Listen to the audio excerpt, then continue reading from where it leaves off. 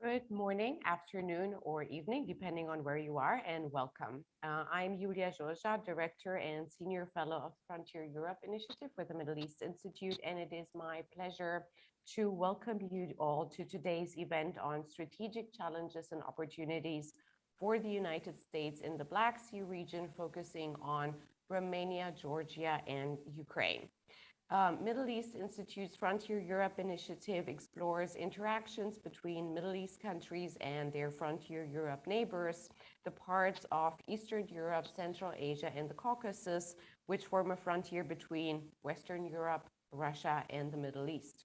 The program examines the growing energy, trade, security, and political relationships with the aim of developing greater understanding of the interplay between these strategically important regions. Today, we're going to talk about several challenges that occur within the Black Sea region, particularly in the context of Russia's full-scale invasion of Ukraine that has highlighted the Black Sea region as a linchpin in Moscow's broader aggression against the West. US diplomacy and its investments in the region are now being focused and reshaped into a strategic policy to strengthen the West and its Black Sea allies and partners. But success will very much depend on addressing significant regional vulnerabilities that have become all the more apparent since February. To discuss these and related issues, the Middle East Institute is convening a panel featuring 3 Frontier Europe Initiative 2022 fellows who will present their latest research findings on the strategic challenges and opportunities for the United States in the Black Sea region. We will revolve our conversation around Chinese strategic aims regarding Ukrainian critical infrastructure, threats to Georgia's seaports and maritime security overall, the resilience and vulnerabilities of the US-Romania strategic partnership. The Frontier Europe Initiative 2022 research fellowships were granted by the United States State Department with MEI Frontier Europe Initiative is the supporting and host actor for them. So I am thrilled to be joined today by 3 of our fellows. Olga Raluca-Chiriac, who is joining us online because she's waiting to defend her PhD thesis and couldn't be with us in person. Richard Kramer and Michael Van Ginkel. We will be discussing the issues that I just mentioned, and if you want to read more on our panelists' bios, you can find their full bios on the MEI website. And I look forward to taking audience questions through the Zoom's Q&A feature, which you can all find on your screens. For those calling in by phone or watching our panel on the live stream YouTube, you can ask a question by emailing events@mei.edu or tweeting us at MEI. And if you have any technical questions or issues, please email the same address, events@mei.edu. And so with these logistics out of the way, we can get started with our conversation. And what I want to do is to ask you, our panelists in the first round, to briefly introduce the research findings that you've had. You all traveled to the region, to Romania, to Georgia, and to close to Ukraine, to research the issues that you have focused your fellowships on. And so I want to give you the opportunity, before we get into questions from me and from the audience, to present briefly the main research findings that you've had. So Olga, can we start with you? You looked at Romania and the strategic partnership that the United States has with Romania and has been building in these difficult times in the Black Sea region. Can you give us an overview of what your findings were during your research? Sure. Good morning, everyone. Thank you, Julia, for your introduction. And it's a real pleasure to work with you and MEI. So thank you. I wish I was there. But as you're saying, I am defending my PhD and my overarching research interests, particularly for this PhD, were focused at the strategic decision-making level for the Russian Federation and the Soviet Union, particularly as it concerns the Black Sea. And throughout my research, and this was my motivation to focus on Romania during this fellowship, and I know that we're going to continue our work here in Romania and in the region, was this, the fact, what struck me is this disconnect and this lack of success, for a better word, of the United States and our allies to engage Russia with positive outcomes, both in the Black Sea and we're seeing now beyond that. I'm just going to briefly touch on how I did the research and my findings. I'm not going to take too much time for the research per se. I did travel to Romania, and I would like to thank all the experts that I sat down with, mostly in person, and conducted qualitative interviews. It was a real pleasure to meet them and to learn about Romanian foreign policy, how it was shaped, what it motivates Romanians to build this foreign policy. I met with military affairs experts, energy experts, private sector, civil society, as well as academia, as well as media. Actually, I should not forget that, God forbid. I structured my research first to conduct these interviews and then integrate my findings in my own picture of the region, which I was able to construct during my doctoral research, and to kind of reconcile them and see where this is leading me. As a framework, I built it as a four-pronged, multidimensional framework. I focused on the political, on the military, on the energy side, and societal. And the reason why I've done this is because, unfortunately, as you've mentioned, the Russian foreign policy is the main driver of insecurity and instability in the Black Sea, at least in my humble opinion. And in Russian decision-making and Russian strategic choices, they do not hesitate to employ the military, energy, or people, or minds, in their quest for their national interest as they see it. My findings were, as I said yesterday, I'm moderately optimistic, but I do think that a good next step for U.S. foreign policy, which I think right now is shaping a strategy for the Black Sea, is to really deepen this strategic partnership, which I think is the biggest opportunity the U.S. has in the region. Sort of to think of Romania as a pivot to the region, not in a sense Romania and the U.S. against the region or against anyone beyond the region, but the U.S. and Romania for the region, for our allies and partners. My research goes in depth, obviously, for each domain with opportunities and challenges, but overall, I was happy to see that my own prejudices and my own opinions going in were confirmed. And if there's one thing I can say, is that Romania really is a committed strategic partner for the U.S. And in order for us to be successful in our foreign policy and the way we construct and conduct it, would be to maximize that going forward. I look forward to answer any questions you might have. Thank you so much, Olga. And then over to you, Michael. You were in Georgia and looked particularly at the issues and the challenges that Georgia had with maritime security, focused on two main ports. And so can you give us an overview of your findings and the main problems that you identified in terms of maritime security and how they fit into the challenges that also the United States faces in a larger context of the partnership that that the United States has in investments in Georgia? Yeah, thank you so much for the introduction, for having us here. This program was a great opportunity for us. So my focus is on maritime security in Georgia, specifically looking at seaport threat factors, are the socioeconomic conditions around ports that can motivate participation in illicit activities and create opportunities for illicit actors to transit their goods through the region. And this is important for a few reasons. Seaports are critical nodes that can help prevent the transit of these materials through the Black Sea. This not only affects the stability of countries along the transit routes, but can create opportunities for malign actors like Russia to further their own activities. It disrupts, it undercuts rule of law and undermines trust in the government. So the two main focuses they did was maritime traffic, and this was there's a huge amount of traffic in the region. There are major transit corridors that move through the South Caucasus Mountains. This means that Poti and Batumi, the two main ports, are focused on.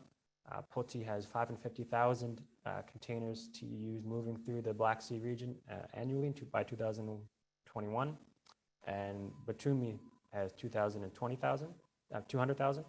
These are significant numbers that can be used by non-state actors to conceal their illicit cargo. So only 2% of maritime containers internationally are checked by authorities for their cargo, and is achieved the Black Sea as well. So it means that without the proper monitoring systems in place, illicit and non-state actors can move illicit cargo in bulk through this area. Another aspect I focused on was on coastal welfare, looking at specific indicators such as economic inequality, and inequality in income and poverty. If there are these gaps present, they can motivate participation in illicit activity by the local population to make ends meet.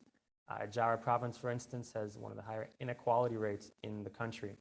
And this can lead to more participation, more corruption, as there's less oversight on the rich and more pressure on the poor.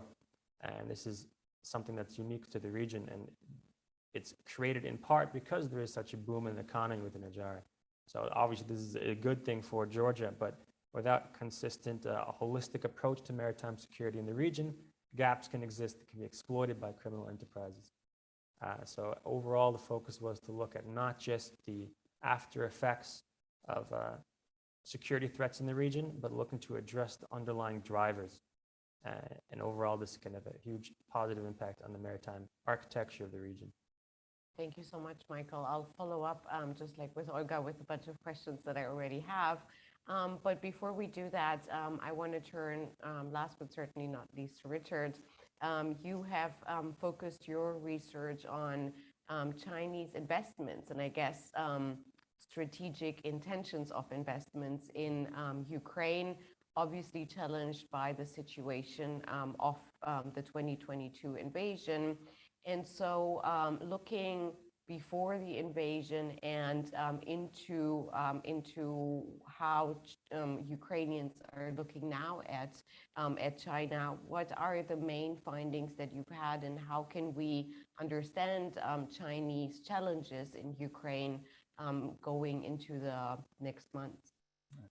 Thank you very much for the opportunity to speak today, and for you and your support, Yulia, as well as for MEI. It has been a great, I agree with my colleague Michael here, it's been a great Black Sea Fellow program. So yes, as many of you might suspect, the application for my grant and the research that I was going to do was directly impacted by the invasion. There was, going into 2022, there wasn't a lot of literature out there on Chinese economic footprint in Ukraine, with the exception of a very good paper by the Center for International Private Enterprise. And what I'd seen, at least in respect to Kiev and Beijing economic relations and political relations, was that there was a trajectory that started very gradually in respect to Chinese economic engagement in Ukraine. And that was certainly ramping up. And by 2019, China surpassed Russia as Ukraine's #1 trading partner. Most of that is in the agriculture and raw materials sector, but the trajectory looked like there was going to be a resumed effort to invest in infrastructure in Ukraine, and particularly in respect to critical infrastructure. Well, so the war started, and that then brought another question to the fore, and that would be, what may be the role of China in the future reconstruction of Ukraine when the fighting stops?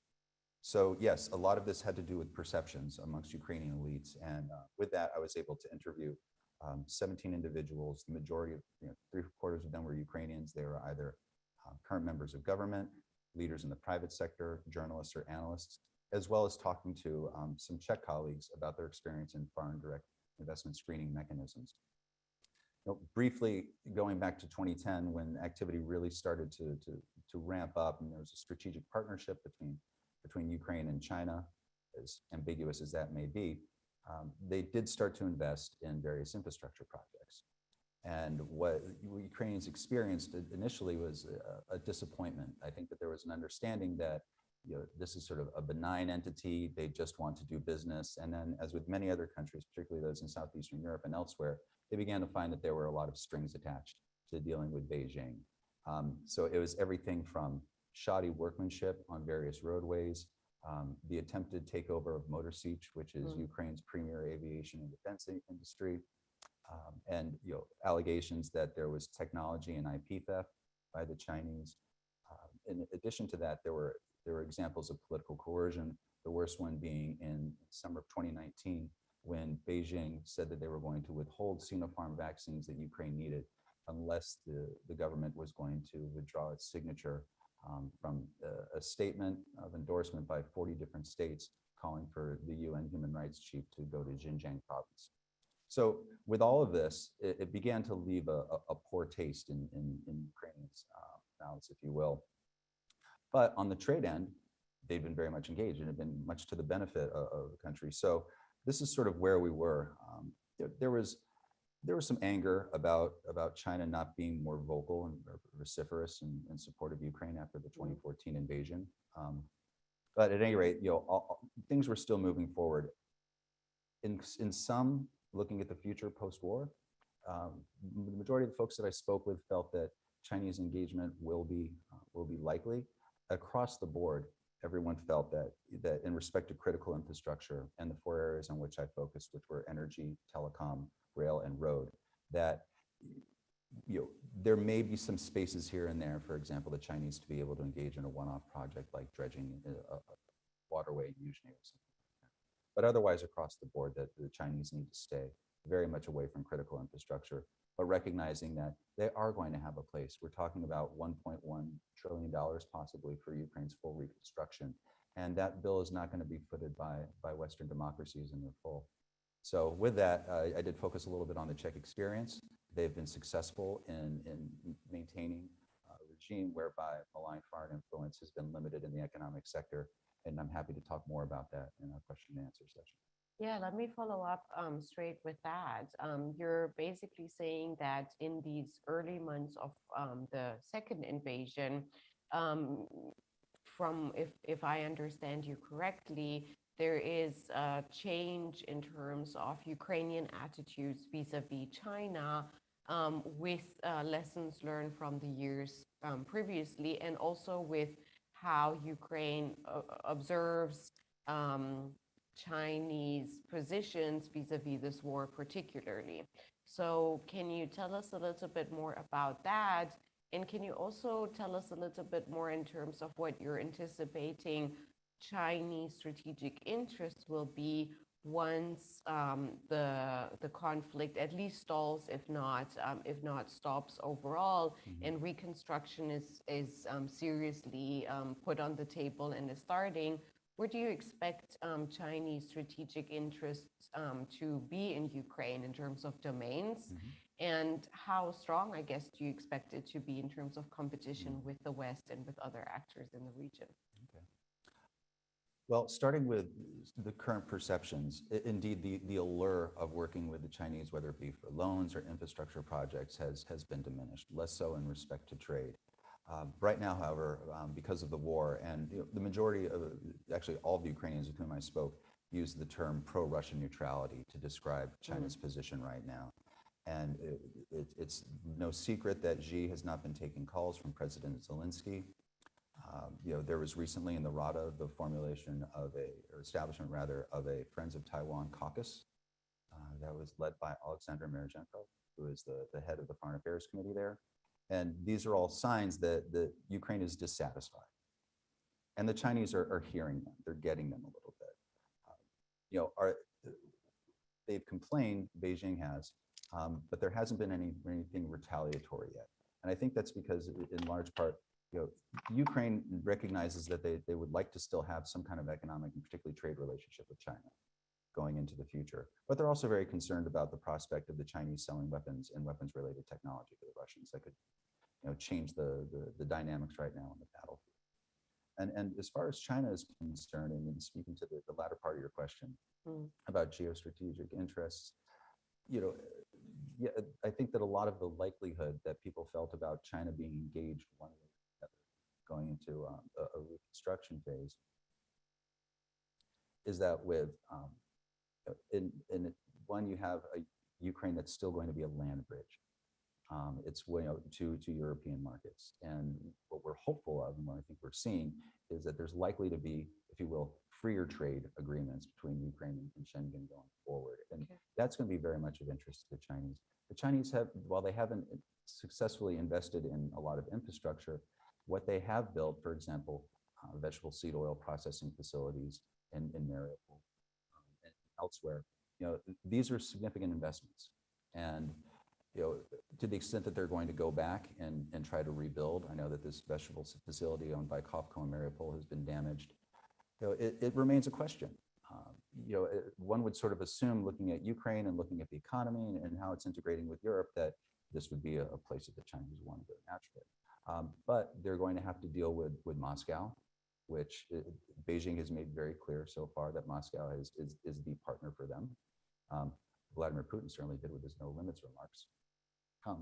But also, in addition to that, it's worth bearing in mind that China, one example is, Chinese had massive investments in Libya, massive investments. One would have thought that perhaps with some settlement, as things began to calm, they would go back, at least by one analyst account, like China has written off Libya. They're just like, you know what, we lost money, okay, we're gonna move on. And with that, looking at what one reporter with whom I spoke talked about the global branding exercise of the Belt and Road Initiative, that not only is Xi a bit unhappy with it, he's talked about the need for smarter investing, but China has its own economic concerns that they need to be focused on. And between their own concerns at home domestically, a BRI that is losing, it's looked at with more skepticism, certainly in Europe at this point, and the need to maintain relations with Moscow. I do not see China, or at least the analysts with whom I spoke as well, do not see China having too big a role in infrastructure development in the country, with one caveat. They're cheap and they can build things quickly. And it may be one thing, a great road might take 5 years. If the Chinese can build a decent road that probably will need refurbishing in another 5 years, but it'll be done in 2, that's going to have a real factor in how Ukraine proceeds with its reconstruction engaging China. Interesting. So a lot to at least watch for beyond the conflict, into looking into reconstruction and strategic interests of great powers there. Michael, turning to you, you talked about you touched upon a domain or an area of challenges to maritime security in Georgia, looking at the 2 ports, from welfare to hard security challenges. So can you talk us a little bit through what you see as the underlying drivers of security threats, such as coastal welfare, in terms of how to address them, what Georgia can do, also in cooperation with its partners, to fix some of the challenges that you have identified? Yeah, I'm a huge fan of the blue economy approach. So there's already a few initiatives that are being led in the region and being supported by EU organizations like Black Sea Synergy has the potential to be more active in the region as well. Whether it's aquaculture, fisheries, or tourism, it creates a sustainable method of using the environment around coasts to increase welfare, create jobs, while in the long run, not only contributing to the economy, it has a security implication as well. So the region alongside the coast currently contributes 15% of the GDP of Georgia. This is a significant amount, and tourism in particular has had a big role in this. In 2018, prior to the pandemic, there was a 9.3% increase in tourism in the region, and this is substantial, of course, and can be harnessed more in the future. There's still challenges that need to be overcome in these coastal areas. Environmental degradation, for instance, is a large one that can negatively impact their ability to fully harness the blue economy moving forward. But as long as the attention is paid now and there's support financially to develop these infrastructures and these sectors by the United States, by Europe, it can have a lasting impact on security of the region as well as economy.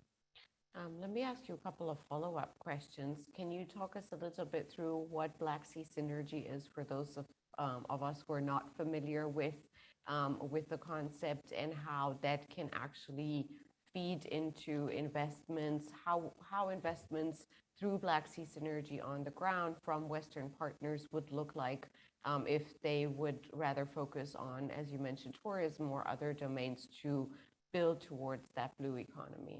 So Black Sea Synergy is a European-led initiative, and what I think is a great aspect about it is that it's a really ground-up approach that finds local stakeholders and supports initiatives they have in place that they're attempting to establish to begin with. So by creating this investment in lower level, but more less overtly military level initiatives, there is potential to enhance resiliency in the form of economic gains within the region. So it can range from coast guards, information sharing, or the blue economy, as I mentioned. And so you've looked into this in detail. Black Sea Synergy is something that has been around, at least in name, for a long time. Is there already investment via the EU towards ports investments, I guess, around military or particularly non-military domains so far that can be built on, or is that something that is theoretically possible, but you haven't really identified it on the ground? There have been a few moving forward, specifically around ports that I think have great potential.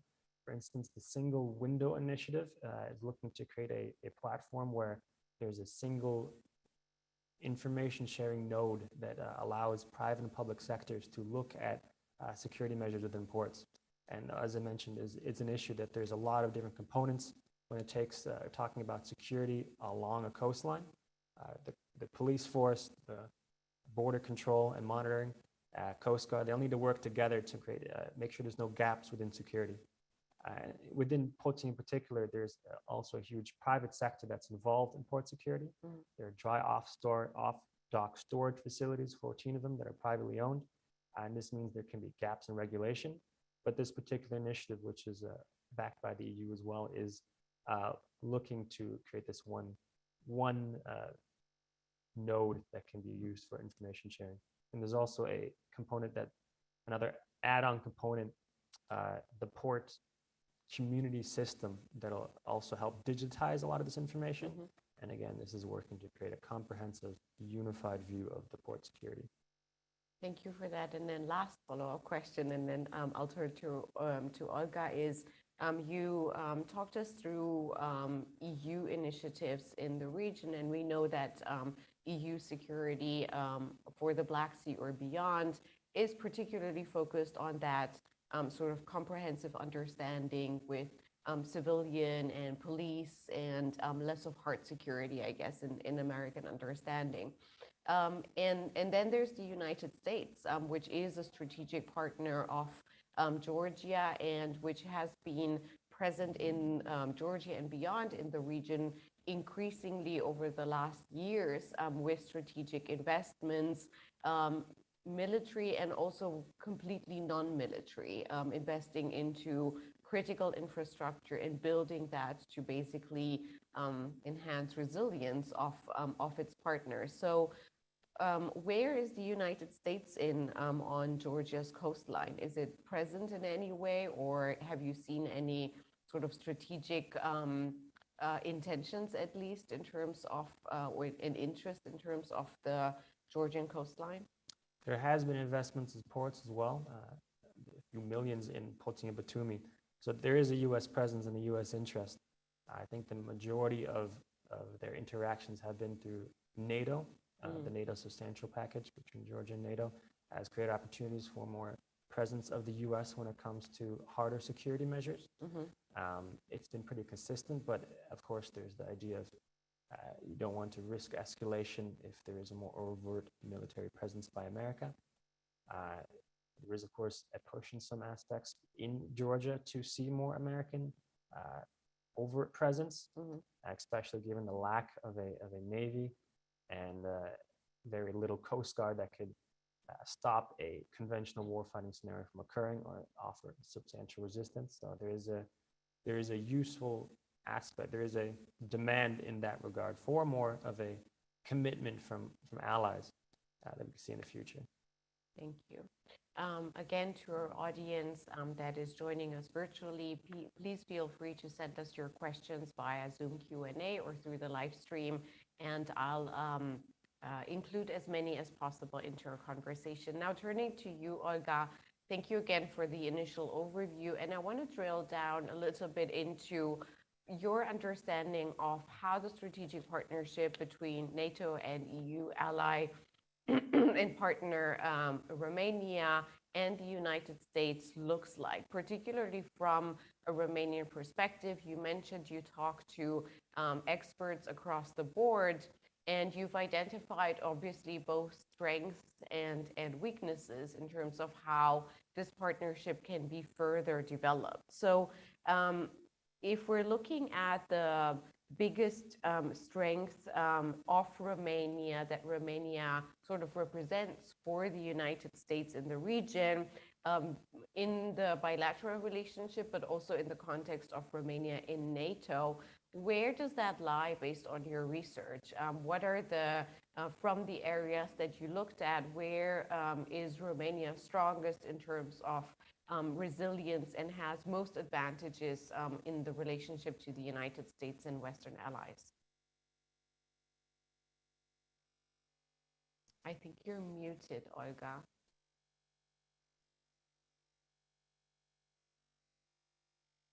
Oh, we cannot hear you.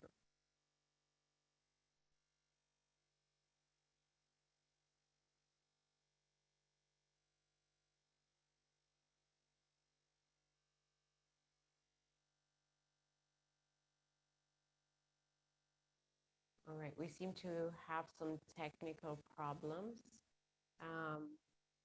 Let me then turn turn to Richard, and we'll go back to you, Olga, in the hope that you're able to fix the technical issues and we can hear you, because right now we cannot at all. We can see you, but we cannot hear you. Richard, I asked you about Chinese geostrategic interests in Ukraine before the war and as prospects in terms of reconstruction.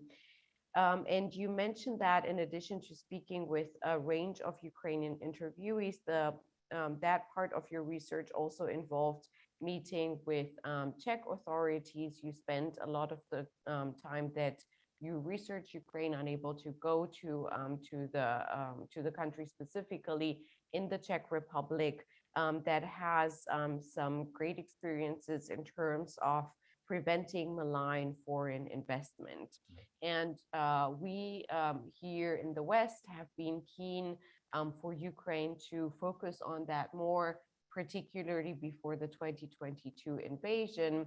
And so I know you looked into that over the last few years.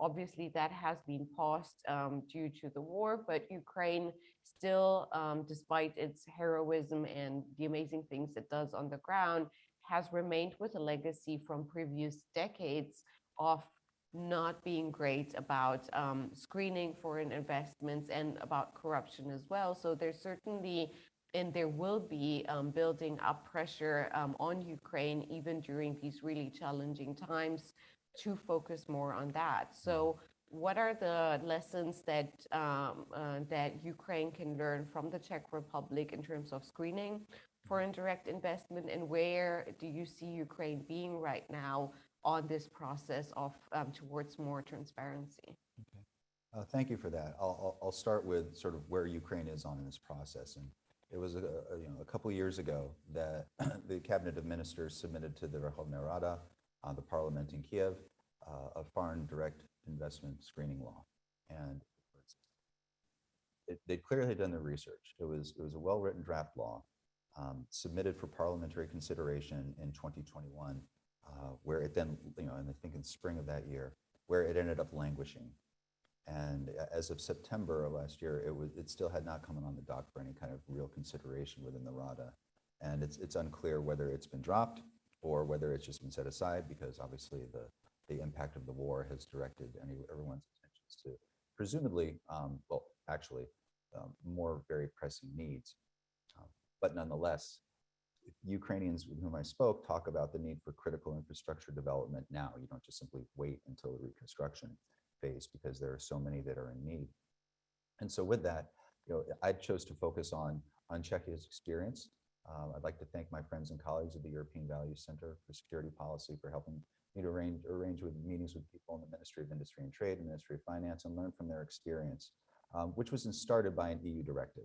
And I think that's important that we look at that, because as the war started and as the EU has been willing to talk about Ukrainian membership, I'm to understand that they're having a lot of conversations, or Kiev's having a lot of conversations with Warsaw and Baltic capitals about, what's this process like? How can we do this? And that's great. But what it suggests is that, as say compared to 2020, 2021, there's a renewed emphasis and sort of incentive to say, what are EU best practices and how is this working? So with Czechia, there was an EU directive that was put forward in regards to FDI screening mechanism.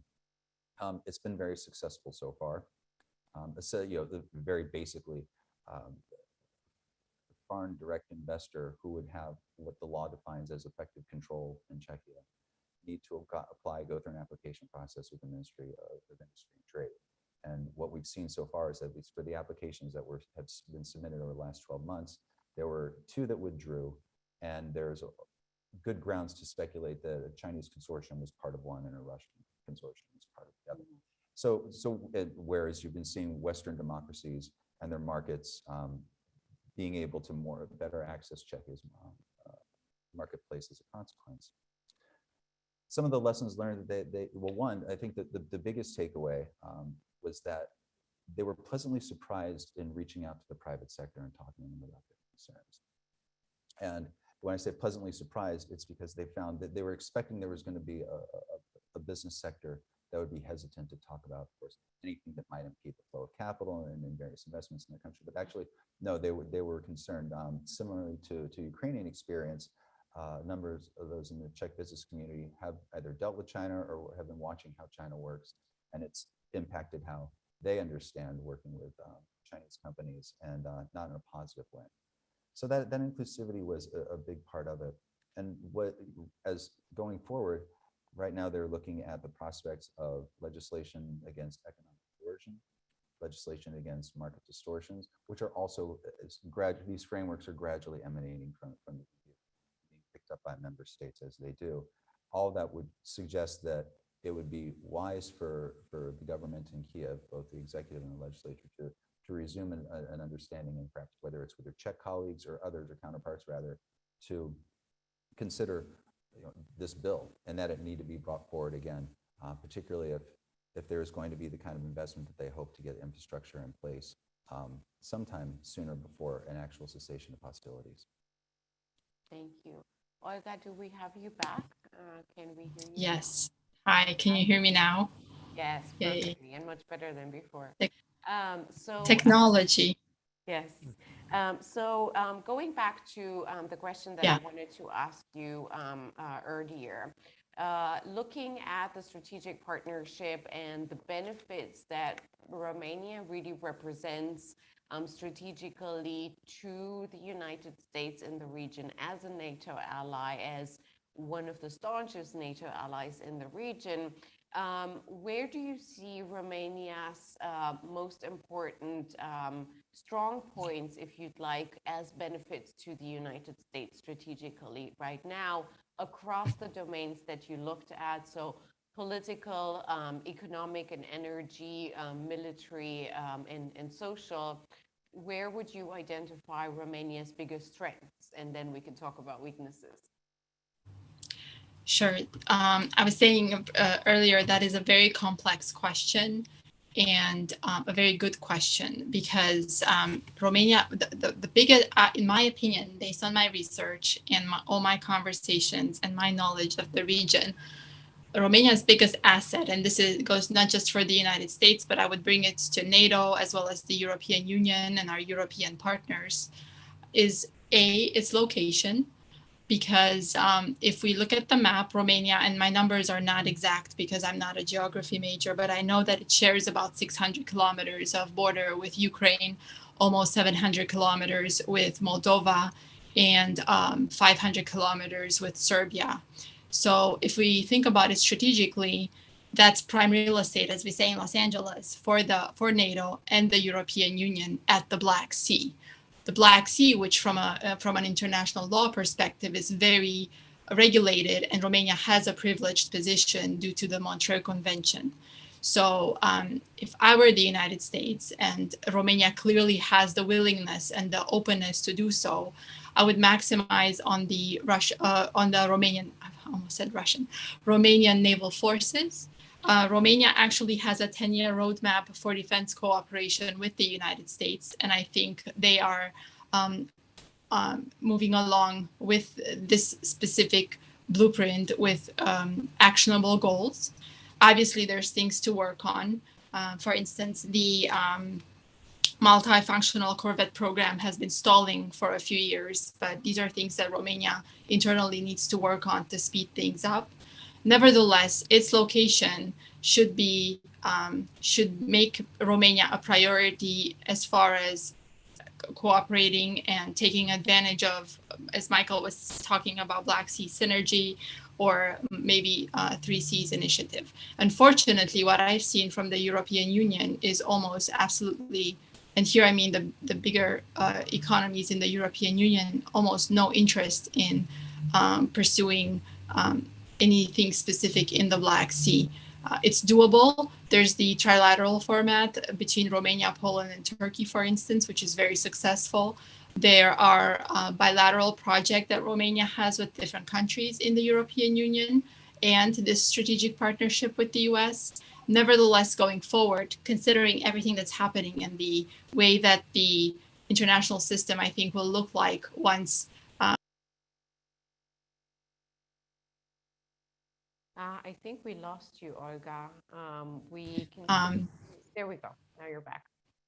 Yeah. So it's the biggest strength would be its location, its openness and strategy towards modernizing its naval forces, and its privileged position because it's a literal state, part of the Montreal Convention.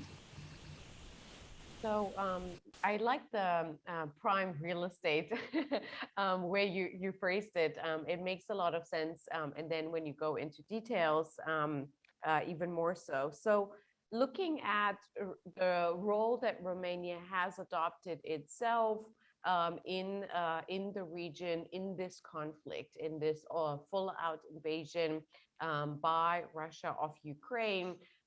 Obviously, Romania had a central role when it comes to the border, the flow of refugees, the flow of military aid.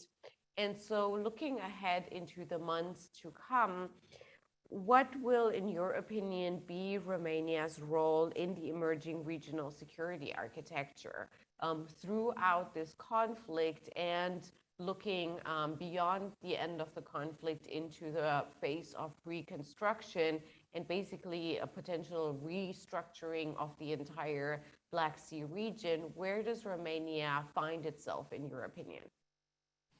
Thank you. And I like what you said. You're talking about reconstruction. And I like that on this panel, we're talking about the reconstruction of Ukraine, because that's very important for Ukraine to know that we're not just talking about helping them in this terrible time, but also being there for them during the reconstruction of Ukraine.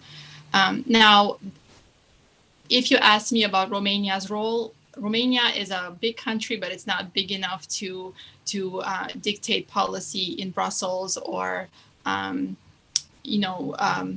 don't want to say US. I think it depends a lot on three things. Obviously, how Romania sees itself in this new world order that I think will be emerging after the conflict in Ukraine will be won by Ukraine. It depends on how the European Union will define its autonomy. Before the invasion of Ukraine, we have talked a lot about European strategic autonomy, about Europe being a key player in security. There is a European strategic compass. There were baskets that were decided as far as security. We don't know much. It's still not very defined, and unfortunately, the invasion of Ukraine has showed us that Europe still depends a lot on the United States for its security. So it depends a lot on the European Union.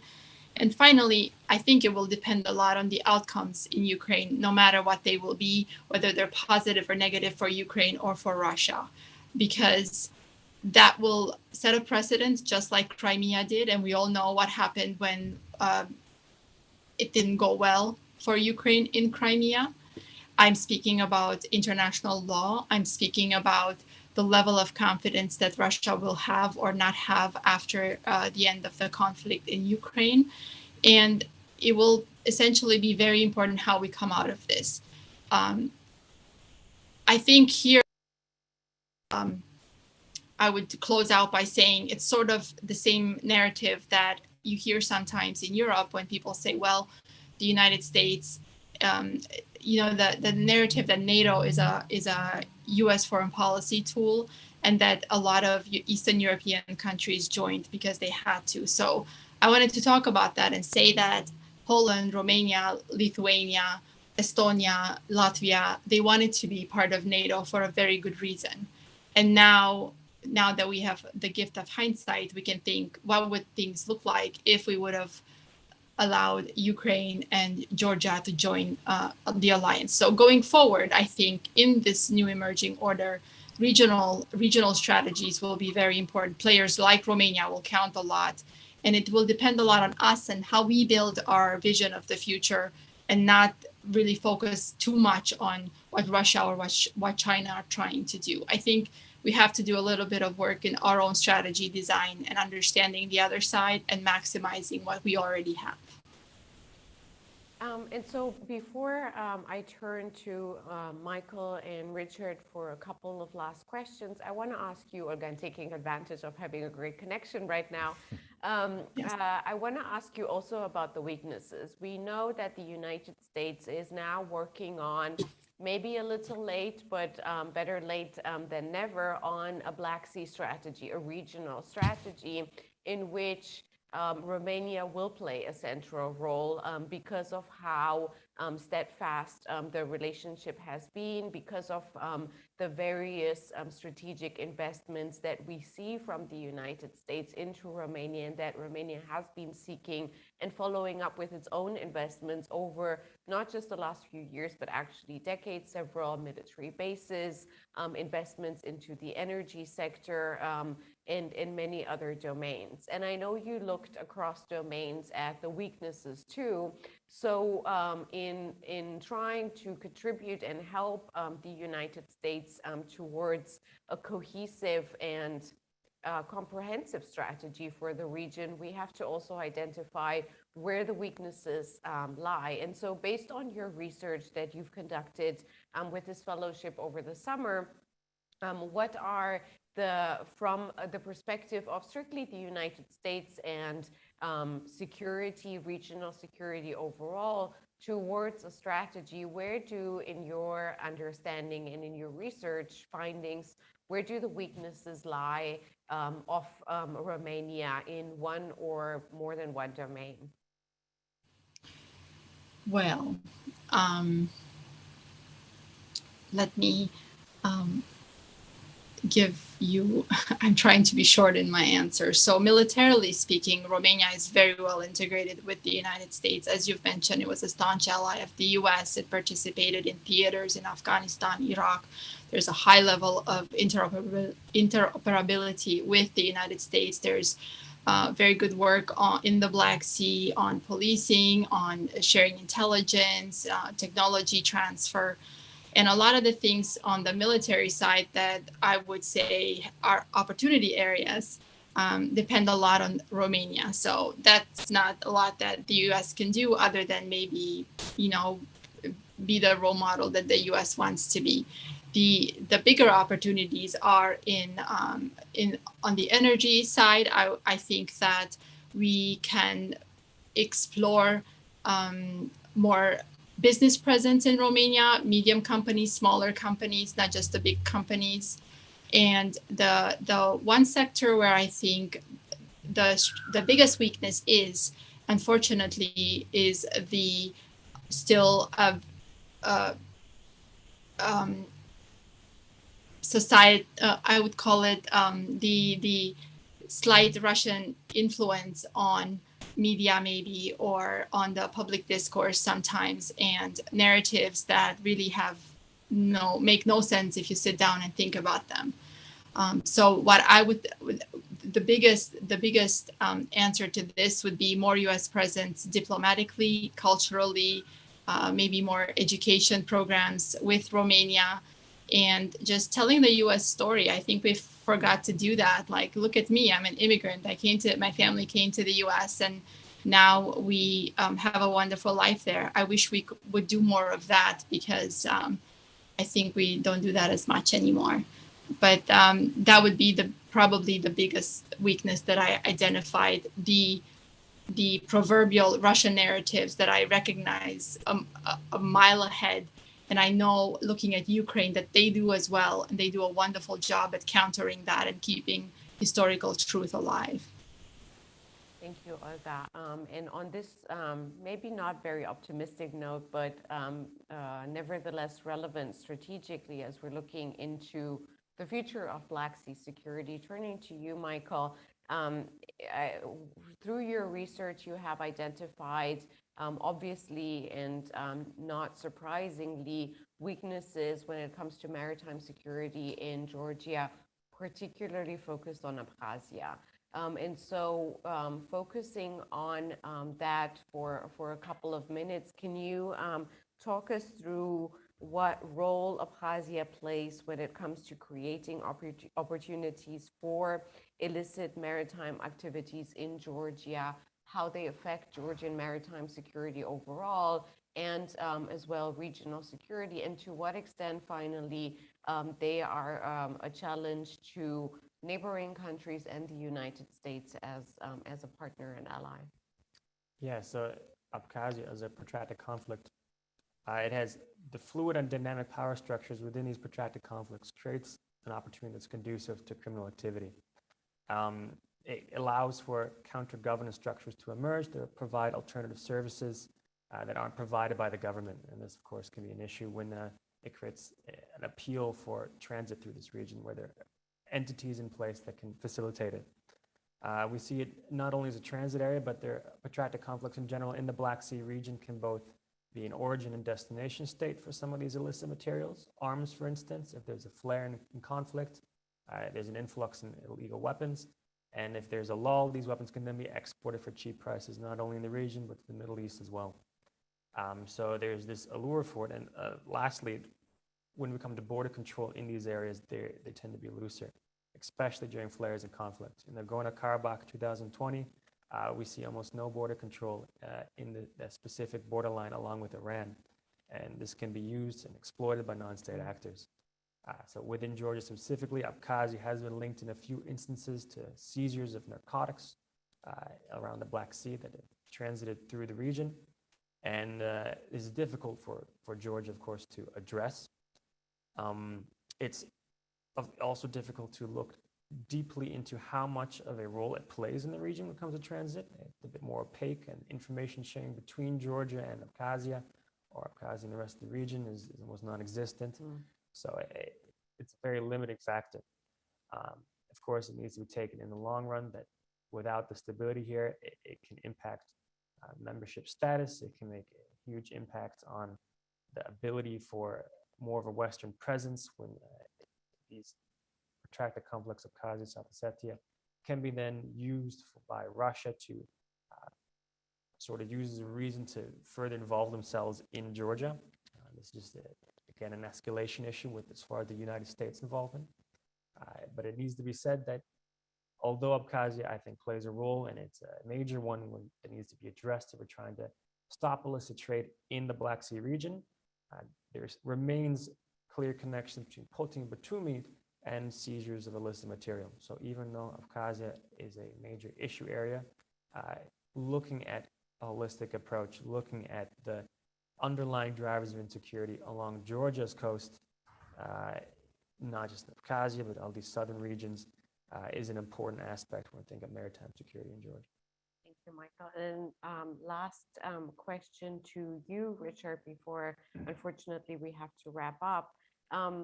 Reconstruction and the United States. I guess a double question or two questions.